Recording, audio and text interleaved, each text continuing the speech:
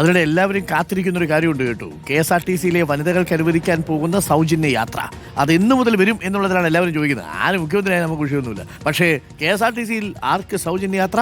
വനിതകൾക്ക് സൗജന്യ യാത്ര ഇന്നു മുതൽ എവിടം വരെ, ഏതൊക്കെ വണ്ടികളിൽ? സംസ്ഥാനത്തെ വനിതകൾക്ക് സൗജന്യ ബസ് യാത്രയ്ക്ക് അവസരമൊരുക്കുന്ന UDFന്റെ ഇന്ദിരാ ഗ്യാരണ്ടി പദ്ധതിക്കായി നീക്കം തുടങ്ങിയിരിക്കുന്നു KSRTC. പ്രതിദിന വനിതാ യാത്രക്കാരുടെ കണക്കെടുപ്പ് ആരംഭിച്ചു.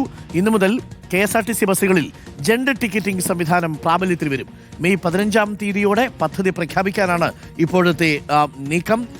അതേസമയം വരുമാനം കുറയുന്നത് ശമ്പള വിതരണത്തെ ബാധിക്കുമോ എന്ന ആശങ്കയിലാണ് ജീവനക്കാർ. ആഷിൻ ഡിയാഗോ ഉണ്ട് തിരുവനന്തപുരത്ത്. ആഷിൻ ഡിയാഗോ, പൊതുവേ കട്ടപ്പുറത്ത് കയറിയിരുന്ന വണ്ടിയെ എങ്ങനെയെങ്കിലുമൊക്കെ കട്ടപ്പുറത്തുനിന്ന് താഴെ നിരത്തിലേക്ക് എത്തിച്ചിട്ടുണ്ട്. ഇപ്പോൾ ഈ KSRTCയിലെ വനിതകൾക്കുള്ള സൗജന്യ യാത്ര എങ്ങനെ ബാധിക്കുമെന്നുള്ളൊരു ആശങ്കയാണ് ജീവനക്കാർക്കുള്ളത്. സ്ത്രീകളാണെങ്കിൽ, പെൺകുട്ടികളൊക്കെ ആണെങ്കിൽ 15-ാം തീയതി കഴിഞ്ഞിട്ട് വേണം കയ്യിൽ 5 പൈസ ഇല്ലാതെ ട്രിപ്പ് അടിക്കാൻ എന്ന മട്ടിലാണ് കാര്യങ്ങളുടെ പോക്ക്. എങ്ങനെയാണിത് നടപ്പാക്കാൻ ഉദ്ദേശിക്കുന്നത്? പ്രാരംഭ പ്രവർത്തനങ്ങൾ എങ്ങനെയാണ് KSRTC തുടങ്ങിയിരിക്കുന്നത്? 15-ാം തീയതി എന്ന് പറഞ്ഞാൽ ഇനി കുറച്ച് ദിവസങ്ങൾ മാത്രമേ ഉള്ളൂ. ഒരു 4-5 ദിവസത്തിനുള്ളിൽ സൗജന്യ യാത്ര കൊടുക്കണം. അവർക്കും ടിക്കറ്റിംഗ് 0 പൈസ എന്നെഴുതിയിരിക്കുന്ന ടിക്കറ്റിംഗ് കൊടുക്കാനാണോ സാധ്യത? ജെൻഡർ ടിക്കറ്റിംഗ് വഴി? ആഷിൻ ഡിയാഗോ.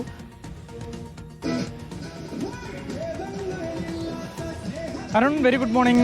നേരത്തെ കേരളത്തിൽ UDF തരംഗം ആഞ്ഞടിച്ചപ്പോൾ തന്നെ അന്ന് വൈകുന്നേരം മുതൽ സോഷ്യൽ മീഡിയയിലൊക്കെ ട്രോളായത്, അല്ലെങ്കിൽ അവർ കാത്തിരിക്കുന്നത് ഈ ഒരു KSRTC ബസ്സിൽ യാത്ര ചെയ്യാൻ, അതും വനിതകൾ സൗജന്യമായി യാത്ര ചെയ്യാനാണ് എന്നുള്ള ട്രോളുകൾ നമ്മൾ കണ്ടതാണ്.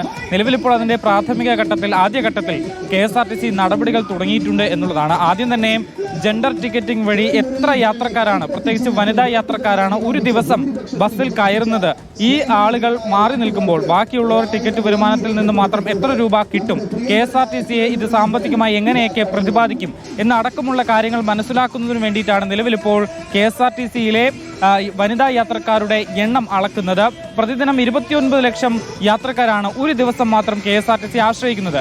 അതിൽ 20 ലക്ഷം പേർ വനിതകളാണ്. ഒരു ദിവസം KSRTCക്ക് ലഭിക്കുന്ന തുക, വരുമാനമായി ലഭിക്കുന്ന തുക 7 മുതൽ 10 കോടി രൂപ വരെയാണ്. ഇതിൽ 6 കോടി രൂപയും നൽകുന്നത് വനിതകളുടെ ടിക്കറ്റിൽ നിന്നാണ് എന്നുള്ളതാണ് ഏറ്റവും പ്രധാനപ്പെട്ട കാര്യം. വനിതകളാണ് KSRTC ഏറ്റവും കൂടുതൽ ആശ്രയിക്കുന്നത്. അതുകൊണ്ട് തന്നെ ഒരു മാസം KSRTCക്ക് ഉണ്ടാകാൻ പോകുന്നത് 180 കോടിയുടെ നഷ്ടമാണ്. ഈ നഷ്ടം എങ്ങനെ പരിഹരിക്കാൻ കഴിയും? മാത്രമല്ല, ഇതൊരു ഏകദേശ കണക്കാണ്. ഇത് കൃത്യമായി ഷാർപ്പായി ഒരു കണക്കാക്കുന്നതിന് വേണ്ടിയിട്ടാണ് നിലവിലിപ്പോൾ KSRTCയിൽ വനിതകളുടെ എണ്ണം, വനിതാ യാത്രക്കാരുടെ എണ്ണം എടുത്തു തുടങ്ങിയിട്ടുള്ളത്. ഇന്ന് രാത്രി, അത് കഴിഞ്ഞ ദിവസം രാത്രി 12 മണിയോടുകൂടി തന്നെ ദീർഘദൂര ബസ്സുകളിൽ ഇത്തരത്തിൽ ETM മെഷീനിൽ എത്ര വനിതകൾ കയറി, അല്ലെങ്കിൽ എത്ര പുരുഷന്മാർക്ക് ടിക്കറ്റ് നൽകി എന്നടക്കമുള്ള വിവരങ്ങൾ ശേഖരിച്ച് തുടങ്ങിയിട്ടുണ്ട്. സിറ്റി ലിമിറ്റിൽ ഓടുന്ന ബസ്സുകളിൽ പുലർച്ചെ 5 മണിയോടുകൂടി തന്നെ ETM മെഷീൻ വഴി ഇത്തരത്തിൽ കണക്കെടുപ്പ് രേഖപ്പെടുത്തിയിട്ടുണ്ട് എന്നുള്ളതാണ്.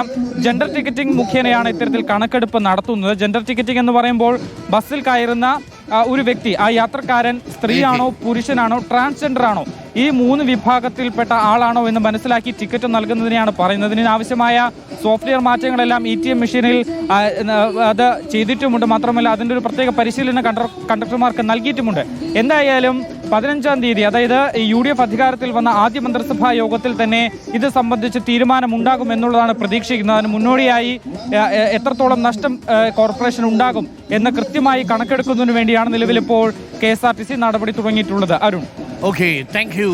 ആഷിൻ ഡിയാഗോയാണ് വിവരങ്ങൾ നൽകിയത്. Thank you Ashin Diago. അപ്പോൾ പ്രിയപ്പെട്ട പ്രേക്ഷകർ, ഇന്നു മുതൽ ജെൻഡർ ടിക്കറ്റിംഗ് അവർ പരിശോധിക്കാൻ പോവുകയാണ്. 22 ലക്ഷത്തോളം യാത്രക്കാരാണ് ഒരു ദിവസം KSRTCയിൽ യാത്ര ചെയ്യുന്നത്. അതിലൊരു 40% സ്ത്രീകളാണ് എന്നുള്ളതാണ്. എന്ന് പറഞ്ഞാൽ ഒരു 10 ലക്ഷത്തോളം ആളുകൾ യാത്ര ചെയ്യുന്നുണ്ടാവും. അപ്പോൾ ഒരു 3-3.5 കോടി രൂപ അധികം സംസ്ഥാനത്ത് KSRTCക്ക് നഷ്ടമുണ്ടാവും ഈ സൗജന്യ യാത്ര കൊണ്ടുവരുമ്പോൾ. ഒരു 100 കോടി രൂപ ഒരു മാസം എന്ന നിലയിലാണ്. ഒരു 1200 കോടി ഉണ്ടെങ്കിൽ അത് നടപ്പിലാക്കാൻ പറ്റും. പക്ഷേ എവിടം വരെ എന്നുള്ളതാണ് പ്രധാന ചോദ്യം. അത് ഓർഡിനറി ബസ്സുകളിൽ മാത്രമായി ചുരുക്കുമോ, ഫാസ്റ്റ് പാസഞ്ചർ ബസ്സുകളിൽ ഉണ്ടാകുമോ, അത് അന്തർ ജില്ലകളിലേക്ക് പോകുന്ന ബസ്സുകളിൽ ഉണ്ടാകുമോ, സൂപ്പർ ഫാസ്റ്റ് ബസ്സുകളിൽ ഉണ്ടാകുമോ എന്നുള്ളതാണ്. എന്തായാലും പ്രീമിയം ബസ്സിൽ അതുണ്ടാവാനുള്ള സാധ്യതയില്ല.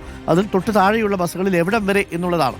കാത്തിരുന്ന് കാണാം. എന്തായാലും എല്ലാവരും യാത്രയ്ക്കൊക്കെ തയ്യാറെടുത്തോളൂ. യാത്ര ചെയ്യാത്തവരെ കൂടി യാത്ര വിളിച്ചോളൂ. യാത്രയ്ക്ക് ഇനി പൈസ വേണ്ടല്ലോ. അപ്പോൾ ഗുരുവായൂർ അമ്പലത്തിൽ പോകാനും, അല്ലേ, കാടാമ്പുഴ ക്ഷേത്രത്തിൽ മുട്ടറിക്കാൻ പോകാനും ഒക്കെ ആൾക്കാർ, വേളാങ്കണ്ണി പള്ളിയിലൊക്കെ പോകാനും, കല്ലൂർ പള്ളിയിലൊക്കെ വരാനും ഒക്കെ താല്പര്യമുള്ള ആൾക്കാരുണ്ടാവും. അതേപോലെ പെരുന്നാളിനൊക്കെ പോകാനൊക്കെ, ഇനി ബന്ധുവീടുകളിലേക്കൊക്കെ പോകാൻ KSRTC ബസ്സിനെ ആശ്രയിക്കാം എന്നുള്ളതാണ്. പൈസ കൊടുക്കണ്ടല്ലോ, വെറുതെ കയറി യാത്ര ചെയ്താൽ പോലെ.